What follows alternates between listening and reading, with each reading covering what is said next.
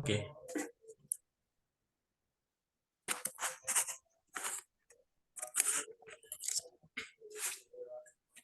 Assalamualaikum warahmatullahi wabarakatuh. Waalaikumsalam warahmatullahi wabarakatuh. Ini saya dan rekan saya akan menjelaskan tentang kesulitan belajar yang dimiliki oleh siswa.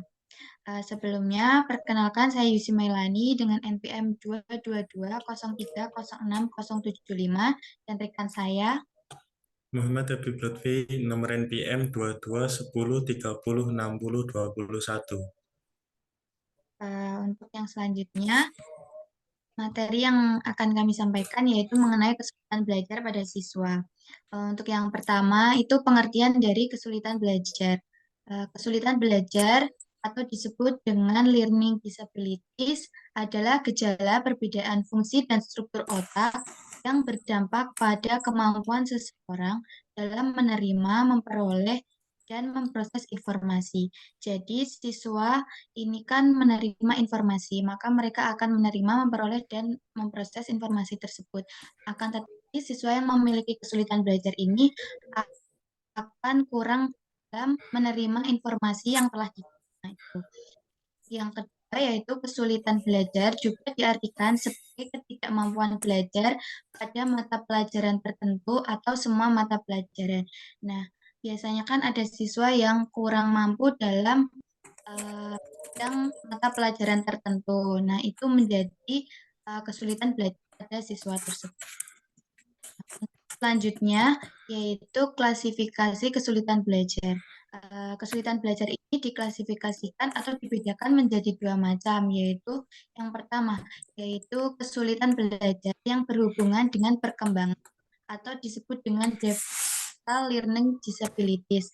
Uh, ini uh, kesulitan belajar yang dialami siswa itu misalnya seperti sulitnya berkomunikasi pada seseorang atau siswa kepada orang lain. Kemudian berbahasa juga merupakan suatu yang harus didalami oleh siswa.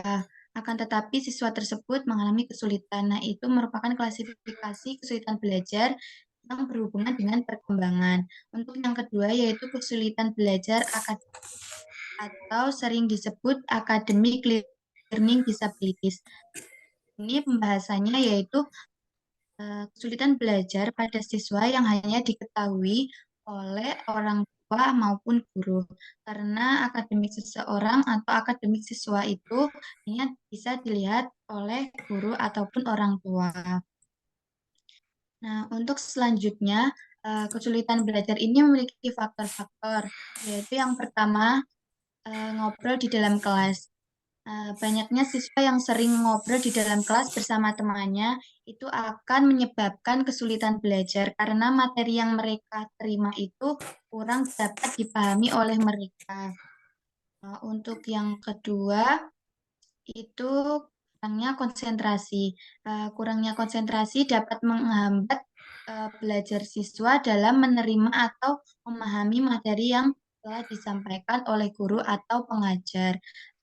Contohnya yaitu misalnya seorang siswa itu lapar saat mengikuti pembelajaran, maka konsentrasinya akan terganggu sehingga kurangnya materi pelajaran yang dapat ia terima sehingga ia mengalami kesulitan belajar. Nah, untuk yang ketiga yaitu ketinggalan materi pelajaran. Nah, di sini tuh biasanya siswa yang ketinggalan materi pembelajaran itu eh, masuk ke kelas itu kurang seperti membolos ataupun sering tidak masuk ke dalam kelas. Materi pembelajaran ini kan sudah diatur secara urut, maka apabila siswa tersebut tidak masuk dalam kelas, maka pembelajaran yang diterima itu akan kurang, sehingga siswa akan mengalami kesulitan belajar atau sulitnya belajar siswa dalam memahami materinya. Untuk selanjutnya, yaitu dampak dari kesulitan belajar yang dialami oleh siswa. Untuk yang pertama itu prestasi belajar yang rendah. Tentunya prestasi belajar rendah ini merupakan dampak kesulitan belajar pada siswa. karena siswa akan mengalami kesulitan belajar dalam misalnya seperti ada UAS ataupun UTS seperti itu kan harus belajar memahami materi. Nah, ini apabila siswa tersebut memiliki kesulitan belajar, maka prestasi belajar siswa itu akan tergolong ke dalam prestasi belajar yang rendah. Nah, untuk yang kedua yaitu percaya diri yang rendah. Pastikan siswa itu kan ada yang memiliki prestasi tinggi, ada prestasi rendah pada siswa.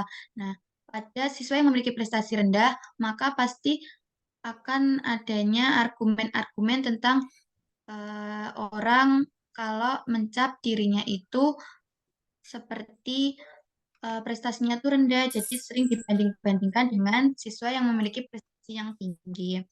Nah, untuk yang ketiga itu kehidupan sosial dapat terganggu. Nah, di sini tuh kayak kan misalnya tuh kan dia memiliki prestasi yang rendah, sehingga dia tuh kalau sama orang itu akan menghindar karena nanti takutnya kalau dibanding-bandingkan dengan siswa yang memiliki prestasi belajar yang tinggi. Seperti itu. Selanjutnya akan dijelaskan oleh rekan saya. Untuk selanjutnya di sini kita akan membahas kesalahan terbesar dalam belajar. Yang pertama di sini ada menghafal. Yang kita tahu di sini adalah kebanyakan siswa itu ketika belajar itu akan lebih senang menghafal daripada memahami. Karena menghafal itu terjadi ketika siswa itu tidak tahu tentang suatu materi tersebut, tidak mau mencari tahu, sehingga pemahaman yang dia pahami tentang materi tersebut tuh tidak sama sekali diketahui, sehingga kebanyakan mahasiswa itu lebih sering menghafal, cuma kayak materi ini didapat cuma dihafal dan tidak dipahami. Dari dampak tersebut itu terjadi ketika kita mengingat di pembelajaran yang lebih kompleks selanjutnya, itu kita tidak mengetahui apa-apa. Berbanding terbalik ketika kita memahami tentang suatu materi tersebut, maka kita akan lebih tahu, lebih ingat, terus daya ingat kita juga akan lebih bagus kayak gitu.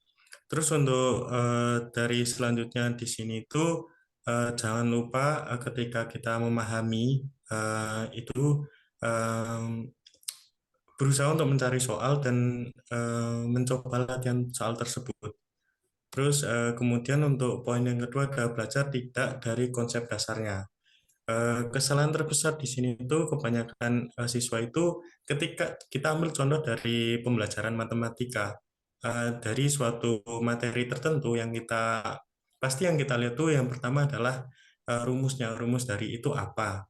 Misal dari rumus kubus ya, volume kubus itu kan ada 6 sisi kuadrat. Dari rumus itu kan kita dapat sudah template gitu loh, tapi kita itu tidak mau kayak belajar dari dasarnya, kayak kubus itu seperti apa, terus mempunyai sisi berapa, terus untuk memahami kubus itu dapat rumus volume itu dari mana kayak gitu. Itu kurangnya kebanyakan mahasiswa itu dari situ. Sehingga mereka itu tidak belajar tuh dari konsepnya dulu gitu loh, dari dasarnya dulu. Terus kemudian yang poin ketiga ada malas mencari tahu passion dalam diri kita. Di dunia ini kan passion atau bakat itu kan banyak toh dari dalam diri kita sendiri itu sebaiknya kita mencari gitu loh. Kita belajar dari semua materi yang ada, dari kayak ilmu yang bisa kita dapat itu pelajari semua. Ketika kita mengetahui passion dalam diri kita itu lebih dikembangin. Misal kita senang dalam apa ya? Kita ambil aja kayak kita kan sebagai mahasiswa matematika ya. Pasti kan dari dulu kita kan sudah mengenal matematika, sudah suka matematika kayak gitu. Terus kenapa kita bisa masuk ke prodi ya atau pendidikan matematika ini karena kita ya mendalami pembelajaran matematika tersebut. Ketika kita sudah tahu passion kita, kita memutuskan untuk lanjut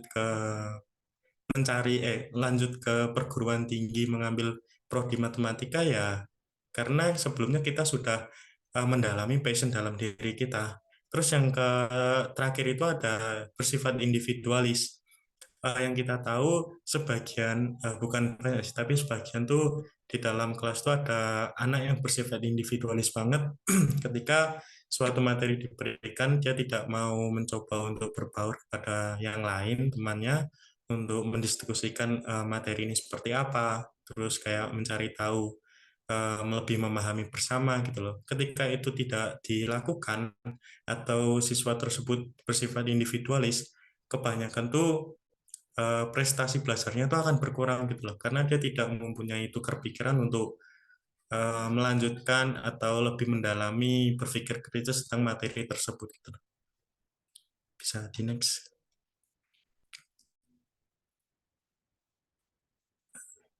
Yes.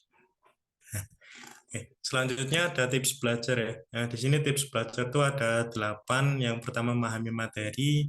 Yang kita tahu ya, kayak seperti tadi pembahasan sebelumnya, memahami materi itu lebih ke arah kita memahami konsepnya dulu, baru ke yang lebih kompleks gitu.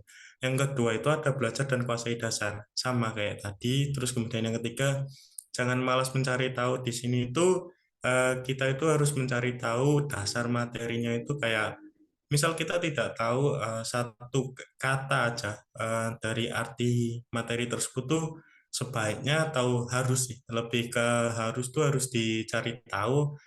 Ketika kita mencari tahu dari yang kecil, kayak pemahaman kecil tuh ketika dikumpulin akan lebih mudah untuk memahami materi keseluruhan tersebut gitu. Terus kemudian berani mengakui kalau kita belum mengerti. Dalam artian tuh kita itu harus mengakui dalam diri kita, oh kita tidak tahu materi ini itu tentang apa kayak gitu.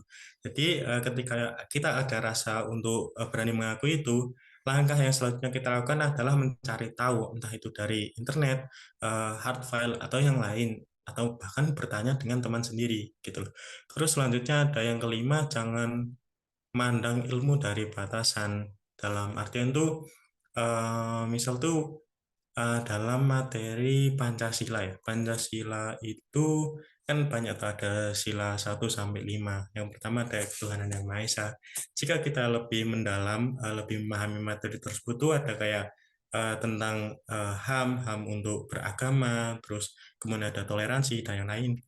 Kayak seperti itu lebih ke arah dalam kita berpikir kritis dari suatu materi tersebut.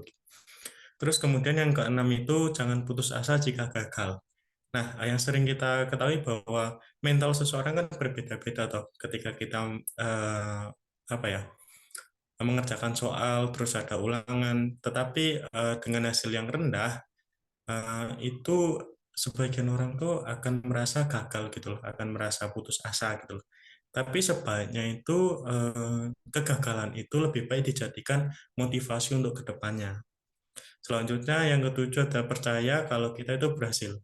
Ya, yang kita tahu ketika kita merasa gagal tuh dalam diri kita itu sudah nggak percaya gitu loh dengan kemampuan kita. Tapi sebaiknya itu harus keep up lah, keep up dengan masalah tersebut dan kita harus berani mengambil resiko untuk percaya diri, terus kemudian kita percaya kalau kita berhasil ke depannya dengan belajar lebih giat lagi. Terus kemudian yang kedelapan tuh jangan individualis. Jangan individualis tersebut ya sebelumnya udah dijelasin tuh, tentang kayak kita hidup bersosial ya. Untuk memahami materi itu butuh masukan dari orang lain untuk mengerti bersama-sama. Itu menambah informasi atau bahkan yang lainnya. Cukup.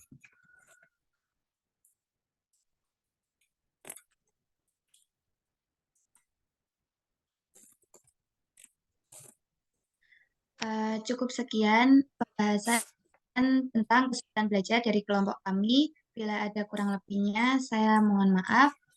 Wassalamualaikum warahmatullahi wabarakatuh. Waalaikumsalam warahmatullahi wabarakatuh.